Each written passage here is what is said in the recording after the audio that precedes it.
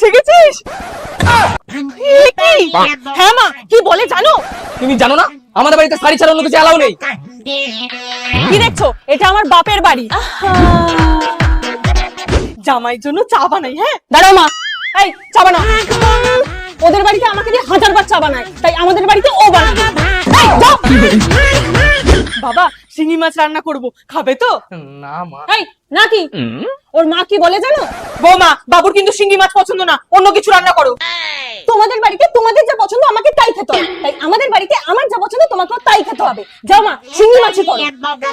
খাবে নিয়ে বাবা, খাওয়া হয়ে গেছে, যাও গিয়ে বাইরে শুয়ে পড়ো। কি শুয়ে পড়ো? হ্যাঁ মনে নেই? বৌমা, খেয়ে উঠে বাসন মেজে রাখবে, শুতে চলে যাবে না। যাও বাসন মাজো। আর যাও।